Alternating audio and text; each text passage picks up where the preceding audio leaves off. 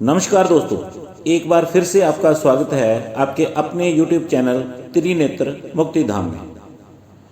दोस्तों, परमात्मा को पाना कठिन क्यों लगता है? अगर कोई चीज़ घर में रखी हो और हम उसे बाजार में ढूंढते रहें तो उस चीज़ का मिलना मुश्किल है। ठीक ऐसे ही परमात्मा इंसान के भीतर मौजूद है और हम पूरी दुनिया में इसे ढूंढते फिर रहे हैं। इसीलिए परमात्मा को पाना कठिन लगता है। देखा जाए तो परमात्मा को पाना बहुत सरल है, कठिन तो हमने बना रखा है। जहाँ हम पुण्य करते हैं वहाँ सोचते हैं भगवान देख रहे हैं, इस पुण्य का फल मुझे जरूर देंगे। मगर पाप करते वक्त ये बात बिल्कुल भूल जाते हैं। असल में परमात्मा को हम ढाल की तरह इस्तेमाल करते हैं। मतलब कुछ भी गलत हुआ बिल परमात्मा के नाम पे फटेगा। गौर करना दोस्तों, हम छोटी छोटी बातों पर ही परमात्मा को दोष देते रहते हैं।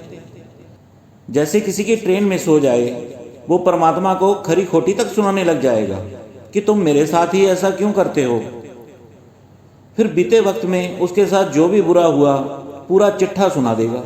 तुमने ये किया, मुझे ये नहीं दिया, तुमने मुझे वो क्यों नहीं दिया। ऐसे लोगों से सवाल बनता है कि आपकी नज़र में परमात्मा क्या है?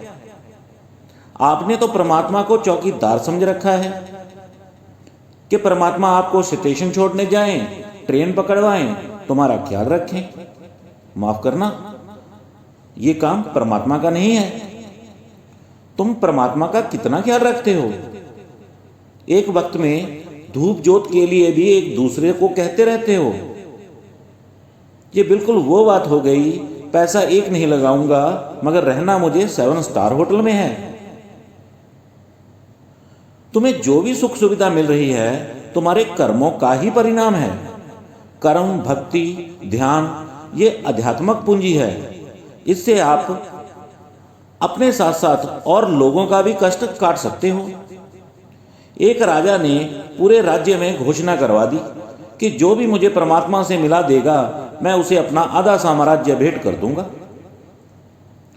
बहुत से साधु महात्मा आए मगर राजा किसी की भी बात से संतुष्ट नहीं हुआ। इतने में राजा के दरबार में एक पूर्ण संत आए और राजा से बोले, हे राजन, मैं आपको परमात्मा से मिला सकता हूं, तो कहिए राजन, अभी मिलना है या रात्रि में मिलेंगे? राजा बोला, निश्चित ही अभी मिलना चाहूंगा, रात्रि का इंतजार क्यों करूं? इस पर महात्मा बोले, राजन, आप अपना परिचय लिखकर मुझे दें ताकि मैं परमात्मा को बता पाऊं कि उनसे कौन मिलना चाहता है। राजा को भी ये बात ठीक लगी, क्योंकि अगर कोई व्यक्ति राजा से मिलने आए उसका परिचय देना पड़ता था। वो तो फिर भी परमात्मा है। राजा ने अपना नाम, राज्य, धन संपत्ति सब कुछ लिखकर महात्मा को दे दिया।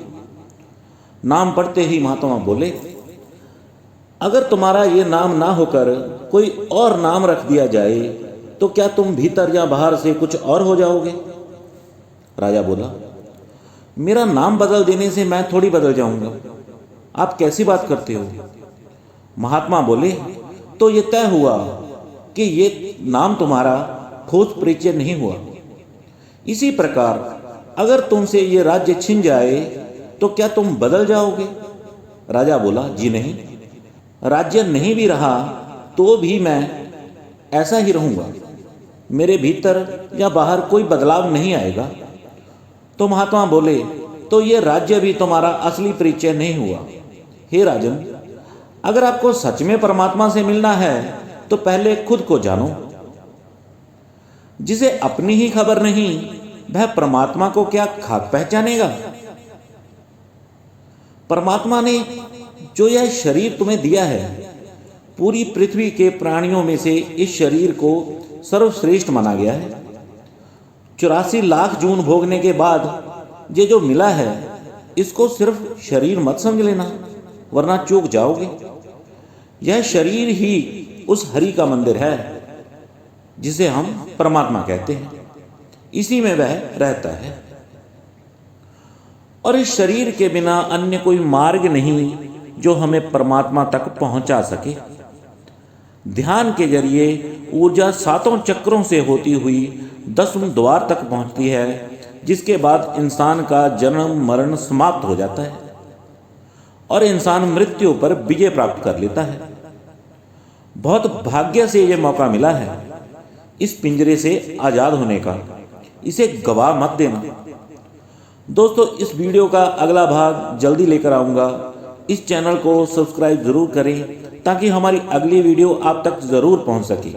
भगवान जी आपको हमेशा खुश रखें। नमस्कार दोस्तों।